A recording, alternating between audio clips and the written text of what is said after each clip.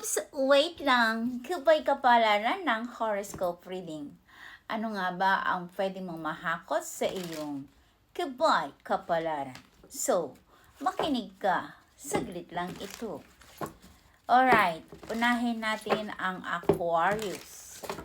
Aquarius. Here we go. Aquarius, no? Yung inaasam-asam mo na if ever na ikaw ay meron kang hihintayin na resulta, magbo-board exam ka, or kung ano tong ginugusto mong maging maayos na ang lahat, yes, magiging okay na daw. Magiging okay ang lahat. Para naman ito kay Pisces. Pisces, may possibility dito, meron kang opportunity na pwedeng tutulong sa'yo, merong kukuha sa'yo, or magandang opportunity ito, trabaho to, na magiging maganda ang iyong sahod. Para naman ito kay Aries. Aries, magulo ang iyong kaisipan, naguguluhan ka, you don't know what you are going to do. Kung ikaw ba ay tutuloy or hindi. Ito ba'y tatanggapin mo or hindi. Kung ano man ang gumugulo sa iyong kaisipan, ang sabi ng baraha mo, whatever you're calling. Pakinggan mo yung nasa puso't isipan mo at malalaman mo ang iyong tamang kasagutan, at if ever naman ikaw ay nagkaroon ka ng magandang desisyon o nakuha mo ang tamang direction ng iyong buhay, kapag naman ikaw ay sinuwerte ka, ay magiging diretso-diretso ang katagumpayan ng iyong buhay. Para man ito kay Taurus. Taurus, meron kang something na i-challenge. May mga difficulties na magaganap or mga testing, trials na magaganap. Pero ano man daw ang darating na pagsubok sa iyo itong taon na ito or kasalukuyan, pagsubok lang yan at huwag ka daw susuko, may possibility na malalampasan mo yan. Para naman ito kay Gemini. Gemini, there's a possibility na dito ay meron kang mga struggle about for your financial situation or sa yung relationship, sa pamilya ito, sa trabaho to, or sa mga sa yung relationship or sa kapaligiran nito or sa pamilya ito. Na dito ay may mga struggle, financial situation na pwedeng maganap or something depression about for your relationship. Para man ito kay Cancer. Cancer, so dito meron kang something na sinusuri-suri. Na dito rin ay meron kang something na tinitimbang-timbang na pinagdidesisyonan mo ito. At dito rin ay meron kang something na ini-stock mo to. At ikaw din ay merong nag-i-stock sa iyo. Para naman ito kay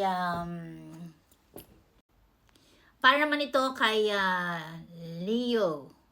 Okay, Leo.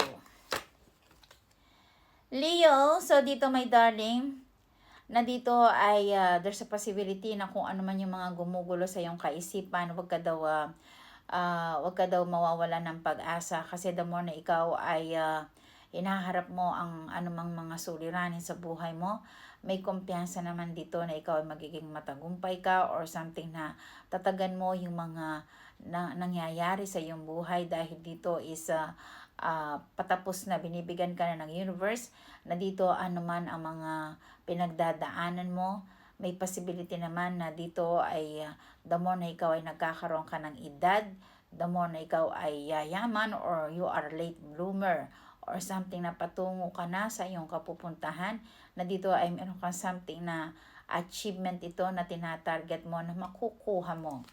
Para man ito kay Virgo.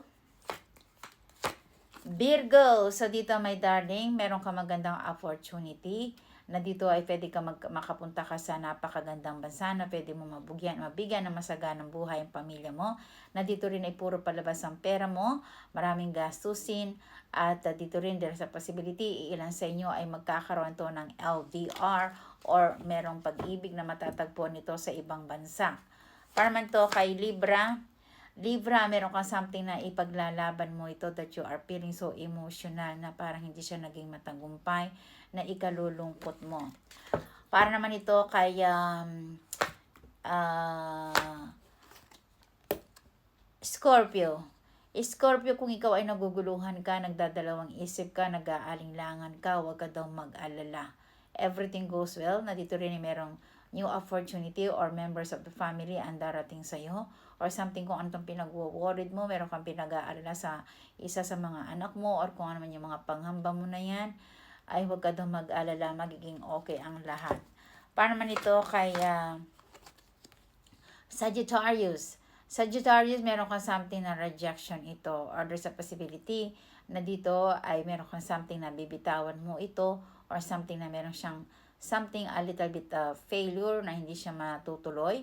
Ngunit if ever naman ikaw ay meron kang something na binubuong halaga or something na dito ay meron kang i-resolve na mga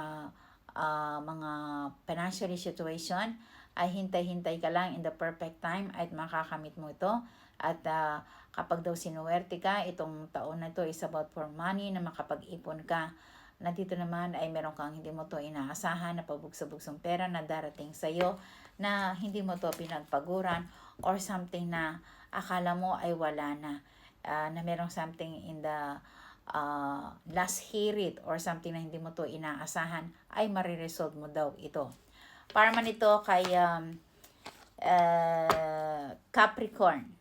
Capricorn, kung ikaw ay nakapag-desisyon ka na, nakapag-move on ka na kung ano man itong mga clarification, clearances na ginugusto mong maayos, mangyayari daw ito. Na dito rin ay ikaw yung magbibigay ng pag-asa sa inyong pamilya na lahat ay dadalhin mo, lahat pinagpapasensyahan mo, lahat ay hinahayaan mo silang bigyan ng maraming biyaya or bigyan mo sila ng pagkakataon na angkinin mo lahat yung mga malasakit, pagtitiis, pero may mga bagay na hindi magandang feedback ang ibubuga sa iyo. Kaya naman dito ay makakapag-desisyon ka na tama na, ayoko na, I'm surrender. At kung ikaw ay nakapag-move on ka na kasi dito palagi mo na lang sila pinagbibigyan, pero paulit-ulit lang itong nangyayari, tama ang desisyon mo. It's better na bigyan mo muna sila ng pagsubok or pabayaan mo sila kung sila ba'y makakatayo sa kanilang mga sariling paa. Dahil kapag ito ay pinaasa mo naman, na inako mo na naman yung mga bagay-bagay na nahihirapan ka sa mga responsibilidad, or kung ano man itong mga binibigay mo, hindi sila nagpi-feedback na hindi nagbibigay ng feedback sa'yo na maganda, paulit-ulit lang itong mangyayari.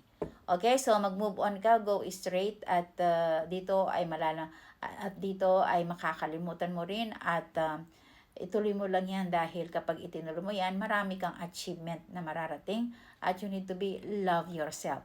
Okay, lang muna ang nagbabagang balita ng iyong horoscope reading.